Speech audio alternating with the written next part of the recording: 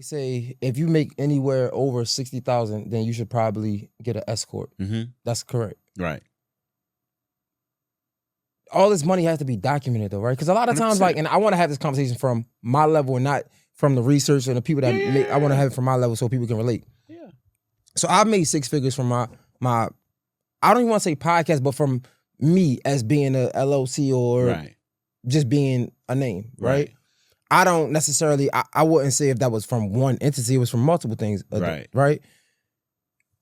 But a lot of times I'm getting paid via Cash App, I'm getting paid probably, I don't know, cash or Zelle, right? Right. I'm not having all of my things together. Like, how do I show the money that I'm making for IRS? How are they able to track those things? Explain to me about those things. So this is where we got to get into the foundation of business. Business doesn't work unless we absolutely know numbers, right? And so you need bookkeeping.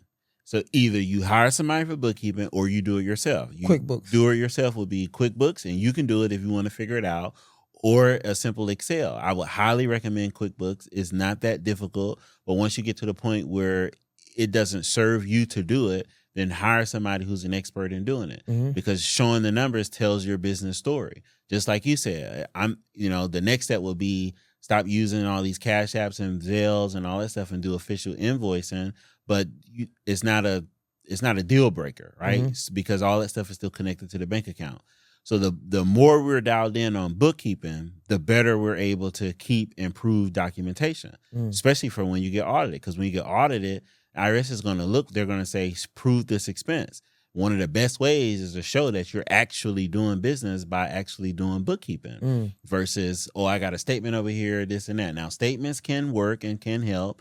Receipts are better always, but the foundation of it will be the bookkeeping. Okay, so hold up, bro.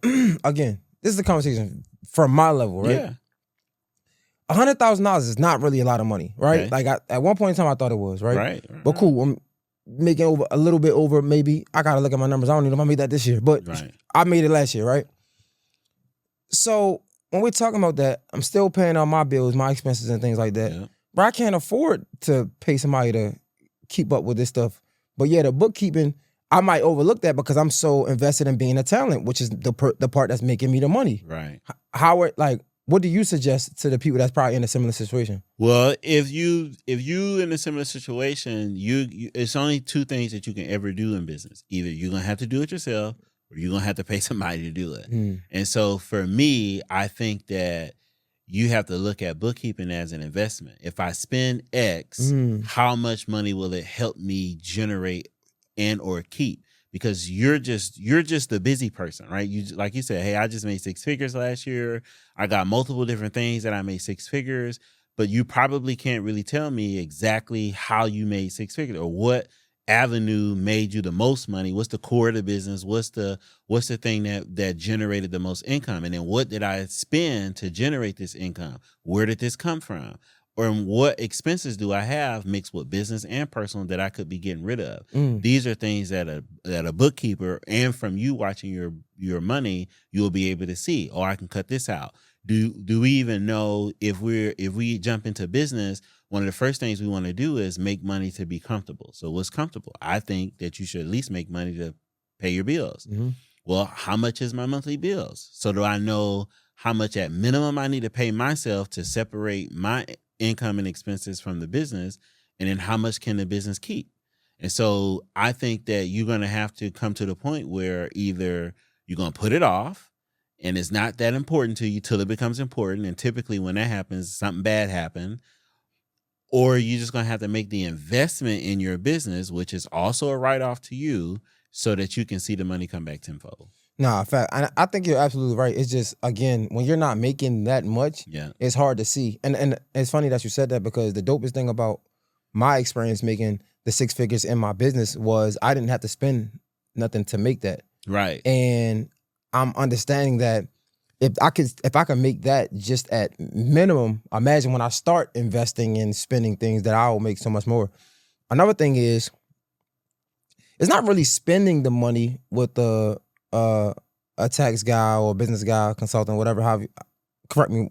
How do I say it? For a CPA or it's not really spending money. You're actually saving money, because this is money that you're not gonna have to kick out in the long run. Yeah. And then they will actually help you with preparation and things like that throughout the year. 100%. So when you spend money in that regard, it should come back to you like from value and actually money in the books, because the person's going to look at your books and they're going to be able to tell the story. So either I'm going to be able to figure out a way that we can increase revenue, or I'm going to be able to figure out somewhere where we can cut expenses, which also increase profit, or I'm going to be able to do both, which is really good. And then the amount of money that you're paying me, a small amount of money that's relative to the amount of money you might pay if you owe taxes. So you got to look at it from those perspectives. Yo, are you a tax planner or a tax preparer? Planner. So I'll say both, right? When I started as a preparer course, and then I elevated into becoming a planner. Naturally, that's just my natural way of thinking through things, being a strategist. So wealth strategist, business tax strategist, however you want to call it. But I plan. For the people that might not know, like that's watching this, right? Yeah. Can you explain the difference between somebody that prepares your taxes and a tax planner, and why we should have either or? 100%. So a person who prepares your taxes will take all your documents. Everybody know them. They like, yo, I send my guy or girl my W-2, blah, blah, blah. I don't know what they do. And then they send it back to me. Typically that's a preparer. They're going to take your documents, prepare the taxes, tell you what you either going to get back or what you owe. There's no conversation around how did they come up with the number, especially if you're a business. Why do you owe? Or any type of recommendations to help you reduce the amount of taxes you owe. They're just going to simply prepare with no extra insight, typically. A planner is going to actually they're going to sit down way before it's time for you to do taxes and say, yo, you made, I don't know, $200,000 this year. You might have spent $150. You got a profit of $50.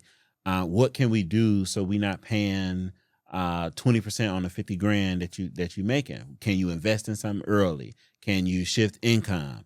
What is it that you're trying to do now that will benefit you in the future? That we can, or do we want to get into a retirement account? Whatever that looks like to help you mitigate your taxes, not evade them, but just like reduce them. And so that would be the difference between a planner. I think somebody who plans actually want to see your business succeed. At least that's how I think about it. So when I'm talking to a business owner, I'm looking at your business as if it was my business, especially because I want to see you succeed. Now, give me baby steps, right? They say S Corp, when you make at least 60,000, you probably should get an S Corp, right? Yep. So now I understand. If I hit 60,000, maybe I should look at an S Corp. Yeah. At what point in your career or stage in your entrepreneurship, when you say, yo, I need to start looking into having a tax planner instead of a tax preparer? That's a good question. I think you should always look from the time you start. And it might come up in small ways, right? Like, so a lot of us plan without really knowing that we plan, because you'll say, man, I'm doing my taxes. Like, what is it that you need from me to do taxes? That's a small form of planning.